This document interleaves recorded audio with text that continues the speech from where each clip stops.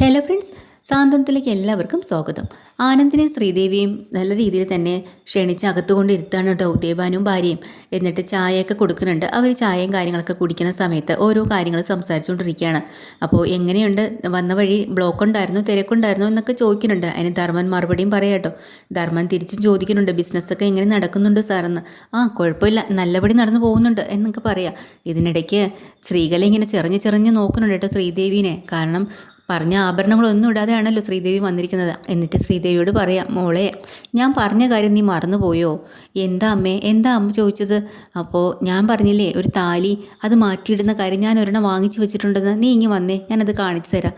വേണ്ട അമ്മേ, ഞാൻ കുറച്ച് കഴിഞ്ഞ് വരാം, ഞാൻ ഇവരെ കൂടെ സംസാരിച്ചിട്ടിരിക്കട്ടെ. ശ്രീദേവിക്ക് അറിയാം ചെന്ന് കഴിഞ്ഞാൽ അടി ഉറപ്പാണെന്ന്. അപ്പോൾ വീണ്ടും പറയുന്നുണ്ട് ശ്രീകല, വാ മോൾ എണീറ്റ് വാ, അവരെന്തെങ്കിലുമൊക്കെ സംസാരിക്കട്ടെ എന്ന് പറഞ്ഞ് ശ്രീദേവി നേരെ അകത്തേക്ക് വിളിച്ചിട്ട് പോവാട്ടോ. ചെന്ന പാടി തന്നെ, എടി നീ എന്ത് പരിപാടിയായി കാണിച്ചത്?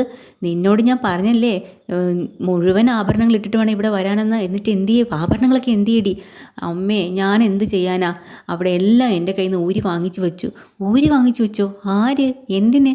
നീ അങ്ങ് കൊടുത്തോ? അല്ലെങ്കിൽ തന്നെ ചോദിച്ചുടനെ ഇതൊക്കെ നിൻ്റെ ആഭരണങ്ങളല്ലേ, നീയല്ലേ സൂക്ഷിച്ച് വെക്കേണ്ടത് എന്ന് ശ്രീകലച്ച പറയട്ടോ. അവസാനം ശ്രീദേവിയാണെങ്കിൽ സങ്കടം വന്നിട്ട് പറയേണ്ട, അമ്മേ ഞാൻ ഊരി കൊടുത്തതല്ല, അവരെൻ്റെ നിന്ന് ഊരി വാങ്ങിച്ചതാ. പിന്നെ അവിടെ നടന്ന സംഭവങ്ങളെല്ലാം ബാലൻ പറഞ്ഞ കാര്യവും എല്ലാം കൃത്യമായിട്ട് ശ്രീകലയുടെ ചെവിയിൽ കൊടുത്തു കേട്ടോ. അപ്പോൾ എന്നിട്ട് ഒറ്റ അടി വെച്ച് കൊടുക്കാൻ വേണ്ടി പോവുകയാണ് ശ്രീകല. എന്നാലും നീ അത് ഊരി കൊടുത്തല്ലോ അമ്മേ, ഞാൻ എന്ത് ചെയ്യാനാ? ഞാൻ അവിടെ ഒറ്റ ഒരാളാണ്, ബാക്കി എല്ലാവരും ഒറ്റക്കെട്ടാ. എല്ലാവരും കൂടെ ചേർന്ന് നിന്നങ്ങ് പറയാ, ഊരി കൊടുക്കും മോളെ, ഊരി കൊടുക്കുന്ന. അങ്ങനെ പറയുമ്പോൾ എനിക്ക് എന്ത് ചെയ്യാൻ പറ്റും അമ്മേ? അതല്ലേ കാര്യം. എടി നീ വലിയൊരു മണ്ടത്തരമാണ് കാണിച്ചത്. എല്ലാം മുക്ക് പണ്ടമല്ലേ, അതെങ്ങാനും അവരെടുത്ത് നോക്കുകയോ മറിച്ച് തിരിച്ച് നോക്കുകയോ ചെയ്താൽ കണ്ടുപിടിക്കില്ലേ മോളെ? ഇത് നമ്മുടെ കയ്യിൽ വേണം ഇരിക്കാനായിട്ട്. ഞാൻ എന്ത് ചെയ്യാനമ്മേ? പിന്നെ അത് പോട്ടെ, നീ ആരുടെ കയ്യിലാണ് ഇതെല്ലാം ഊരിക്കൊടുത്തത്? അത് അമ്മയുടെ കയ്യിലാണ്. ഗോമതിയുടെ കയ്യിലോ? അതെ അമ്മേ. രക്ഷപ്പെട്ടു. ഗോമതി ആകുമ്പോൾ വലിയ കുഴപ്പമില്ലെന്ന് തോന്നുന്നു. അലമാരിക്കകത്ത് വെച്ച് പൂട്ടി വെച്ചേക്കുമല്ലോ, ആരെയും കാണിക്കാണ്ട്. അമ്മ കാണിക്കില്ല എന്നാണ് തോന്നണേ. അതൊരു സമാധാനമായി. നീ ഒരു കാര്യം നോക്കിക്കോ, നമ്മുടെ ഈ ജീവിതം എന്ന് പറഞ്ഞാലേ ഞാണിന്മേൽ കളിയാ, എപ്പോൾ വേണമെങ്കിലും പൊട്ടി താഴെ വീഴാം, അറിയാമല്ലോ. അതുകൊണ്ട് നീ ഓരോ ചുവടും വളരെ ശ്രദ്ധിച്ച് വേണം മുന്നോട്ട് പോകാനായിട്ട്. ശരി അമ്മേ, ഞാൻ ഇനി ശ്രദ്ധിച്ചോളാം. എന്ത് ശ്രദ്ധിച്ചോളാം എന്ന് പറയണതെന്നും കേൾക്കുന്ന വേറൊന്ന്. ഇനി ഞാനിവിടെ എങ്ങനെ ടെൻഷൻ അടിച്ച് ഇനി എങ്ങനെ മുന്നോട്ട് പോകും ദൈവമേ. അപ്പോഴാണ് ശരി വാ വെളിയിലേക്ക് പോവാം എന്നും പറഞ്ഞ് വിളിച്ചിട്ട് പോകുമ്പോഴാണ് ആര്യനും ഇതുവരെ വന്നിട്ടില്ല കേട്ടോ. അപ്പോൾ ഇവർ ചോദിക്കുന്നുണ്ട്, ആര്യനും ഇത്രയും നമ്മുടെ കൂടെ വന്നാണല്ലോ, അവർ ഇതുവരെയും കണ്ടില്ലല്ലോ എന്ന്. അപ്പോഴാണ് ആര്യനും ഇത്രയും നേരെ വരുന്ന വഴിക്ക് മിത്ര വണ്ടി എന്ന് പറയുന്നുണ്ട്. ആര്യ വണ്ടി ഒന്ന് നിർത്തിക്കേ, വഴി മാറിപ്പോയിന്ന് തോന്നുന്നു, ഇതല്ലല്ലോ വഴി എന്നും പറഞ്ഞ് അവിടെ നിർത്തുക കേട്ടോ. അപ്പോൾ തന്നെ ആര്യൻ ചോദിക്കുന്നുണ്ട്, അതെന്താ ഇതല്ലേ വഴി? ഇതല്ല, അപ്പുറത്തൂടെയാണ് പോവേണ്ടത്. ആര്യൻ വഴി മാറിയാണ് വന്നത്. എന്താ ആര്യ, എന്നെക്കാളും നന്നായിട്ട് ആര്യൻ അറിയാമല്ലോ, പിന്നെന്താ വഴി മാറിപ്പോയെന്നും മിത്ര ചോദിക്കുക കേട്ടോ. അപ്പോഴാണ് ആര്യൻ്റെ ഒരു കള്ളച്ചിരി. എന്നിട്ട് പറയാം, ഞാനങ്ങനെ വന്നത് തന്നെയാണ്, എനിക്ക് കുറച്ച് കറങ്ങണമെന്ന് തോന്നി വണ്ടിയിൽ, ഇവിടേക്കൊന്ന് ചുറ്റി കറങ്ങിയിട്ട് പോവാമെന്ന് കരുതി. അത് ശരി, ആര്യന് ചുറ്റി കറങ്ങണമെങ്കിൽ അങ്ങ് പോയാൽ പോരെ, എന്നെ പിന്നെ ആ കാറിൽ പറഞ്ഞു വിട്ടിരുന്നെങ്കിൽ ഞാൻ അവരോട് അങ്ങ് പോവില്ലായിരുന്നോ? അത് ശരി, അപ്പം നിനക്ക് അവിടെ പോകാൻ അത്യാവശ്യമാണല്ലേ, അവിടെ പോകണോ? എനിക്കെന്തായാലും കുറച്ച് കറങ്ങണമെന്ന് തോന്നിയെന്ന് പറയാം. നിനക്ക് എൻ്റെ കൂടെ കറങ്ങണ്ടേ എന്ന് ചോദിക്കും കേട്ടോ. അപ്പം ഇത്രയ്ക്ക് സന്തോഷമാവണുണ്ട്. ആണോ, ആരും സീരിയസ് ആയിട്ട് പറഞ്ഞതാണോ? എന്നാൽ ഒരു കാര്യം, നമുക്ക് എല്ലായിടും കറങ്ങിയിട്ട് തന്നെ പോയാൽ മതി എന്ന് പറഞ്ഞ് അവരെല്ലായിടത്തും ചുറ്റി കറങ്ങിയിട്ടാണ് ചെല്ലണം കേട്ടോ. അപ്പം അവിടെ ചായയൊക്കെ എടുത്ത് വയ്ക്കുക. ഇനിയിപ്പോൾ ഫുഡൊക്കെ കഴിക്കാനുള്ള ഉച്ചവരെ സംസാരിച്ച് കാര്യങ്ങളൊക്കെ ഇരുന്നു. അങ്ങനെ അവിടെ ചെല്ലുമ്പോൾ ഉദയഭാനു പറഞ്ഞിട്ട്, ഇനി നമുക്ക് എന്തായാലും ഫുഡ് കഴിക്കാം. അപ്പോൾ ആനന്ദ് പറയാം, ആര്യം വന്നോട്ടേണ്.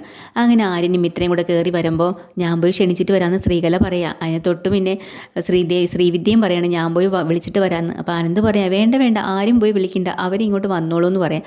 അങ്ങനെ അവർ കയറി വരിക. എന്താ താമസിച്ചേ എന്ന് ഉദയഭാനു ചോദിക്കുമ്പോൾ, അല്ല ഞങ്ങൾക്ക് കുറച്ച് വഴി തെറ്റിയായിരുന്നു, ഞങ്ങളൊന്ന് കറങ്ങിപ്പോയി എന്ന് പറയാട്ടോ. ലെഫ്റ്റ് കയറേണ്ടടുത്ത് റൈറ്റിൽ കൂടെ കയറിപ്പോയി എന്നൊക്കെ ഇങ്ങനെ ആര്യം പറയാണ്. അപ്പോൾ ഉദയഭാനു പറയാണ്, അങ്ങനെ വഴിതെറ്റിയെങ്കിൽ ഒന്ന് ഫോൺ വിളിച്ചാൽ പോരായിരുന്നു. നമ്മളിങ്ങനെ ചോദിച്ചു പോന്നു, കുറച്ചൊക്കെ കിടന്ന് ചുറ്റിക്കറങ്ങിയെന്ന് പറയാം. ഉടനെ ധർമ്മൻ അതങ്ങ് ഏറ്റുപിടിച്ചിട്ട് നമ്മുടെ ആനന്ദിൻ്റെ ചെവി പറഞ്ഞു കൊടുക്കട്ടോ, ആനന്ദേ ഇവർ കറങ്ങാൻ പോയതാണ്, വേറൊന്നുമല്ല എന്ന് പറഞ്ഞ് ആനന്ദിൻ്റെ കാര്യം പിടിയിട്ടോ. അങ്ങനെ നമുക്കെന്നാൽ ഫുഡൊക്കെ കഴിച്ചാലോ എന്നും പറഞ്ഞ് എല്ലാവരും കൈ കഴുകിയിട്ട് വാന്ന് പറയാട്ടോ. അപ്പോഴാണ് വീണ്ടും ഒരു കോളിംഗ് ബെല്ല് കേൾക്കുന്നത്. ആര്യൻ്റെ പിറകെ പിന്നെ ആരാ വന്നേ? മീനാക്ഷി വല്ലതും വന്നിട്ടുണ്ടോ?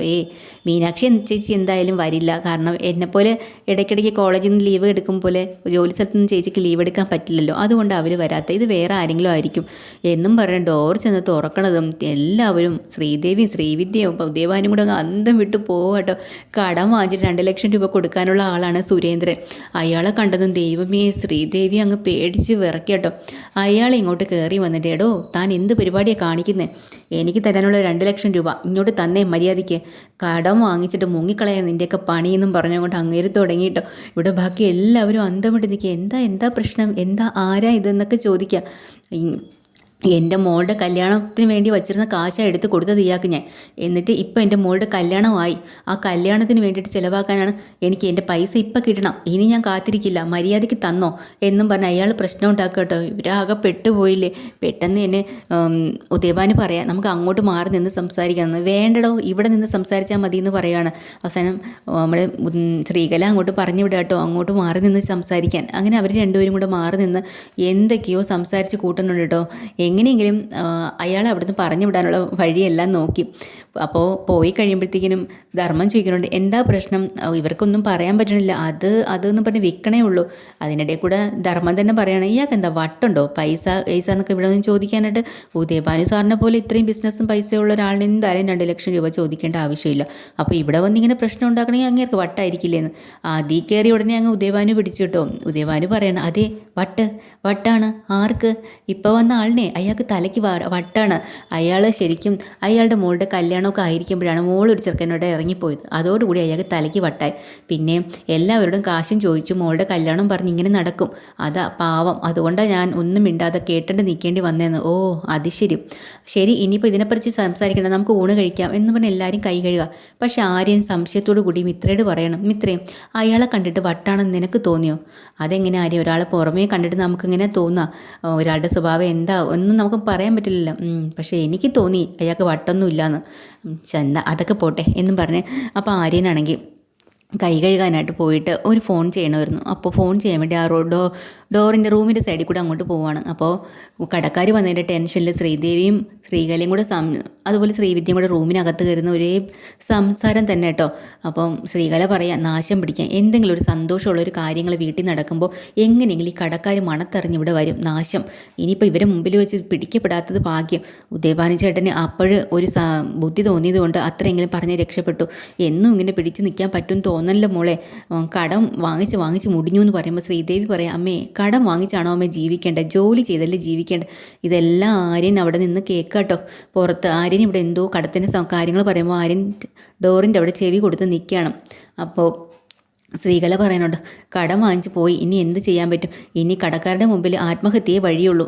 വാങ്ങിച്ചു പോയി എന്ന് പറഞ്ഞ് ചാവേണ്ട ഗതി വരുമോ എന്നൊക്കെ പറഞ്ഞിട്ട് എൻ്റെ തലവിധി എന്നും പറഞ്ഞ് ഡോറ് വലിച്ച് തുറക്കണതും ആര്യനവിടെ നിൽക്കാട്ടോ. പെട്ടെന്ന് തന്നെ ശ്രീകല ഞെട്ടിപ്പോവാണ്. ബാക്കിൽ നിന്ന് എല്ലാവരും ഞെട്ടുക. അയ്യോ ആര്യൻ എന്താ ഇവിടെ എന്നും പറഞ്ഞ് വിറയ്ക്കുകയാണ് കേട്ടോ. അപ്പോൾ ആര്യൻ പറയുന്നുണ്ട്, അതല്ല ഞാൻ ഇങ്ങോട്ട് ഫോൺ ചെയ്യാൻ വന്നതാ. അപ്പോൾ യാദൃശികമായിട്ട് നിങ്ങളുടെ സംസാരം കേട്ടിട്ട് ഇവിടെ നിന്നതാ. നിങ്ങളിപ്പോൾ ചോദിക്കുന്നത് ശരിയാണോ എന്നറിയില്ല, എന്നാലും ഞാൻ ചോദിക്കാം, ശരിക്കും ആർക്കാ ഇത്രത്തോളം കടം? നിങ്ങൾക്ക് എന്തായാലും കടമൊന്നും വരും എന്നെനിക്ക് തോന്നുന്നില്ല. ഉദയഭാനു അങ്കിളിന് നല്ല കാശൊക്കെ ഉള്ളതല്ലേ. അപ്പോൾ ആത്മഹത്യയുടെ വക്കിൽ നിൽക്കും, ആത്മഹത്യ ചെയ്യണ കാര്യമൊക്കെ പറഞ്ഞില്ലേ, അതാരാന്നൊക്കെ ചോദിക്കാം കേട്ടോ. അപ്പോൾ ഉടനെ തന്നെ പെട്ടെന്ന് ശ്രീകല പ്ലേറ്റ് മാറ്റി, അതേ നമുക്ക് വകയിലൊരു അമ്മാവനുണ്ട് പാങ്ങപ്പാറയിൽ, ആ അമ്മാവന് ഉള്ള കാര്യമാണ് ഞാൻ പറഞ്ഞത്. അയാൾ ഈ കടം വാങ്ങിയിട്ട് ഇപ്പോൾ ഏകദേശം ആത്മഹത്യയുടെ വക്കിലെത്തി. അയാളുടെ കാര്യമാണ് നമ്മളിങ്ങനെ പറഞ്ഞ് സംസാരിച്ചുകൊണ്ടിരിക്കണമെന്ന് പറയാം.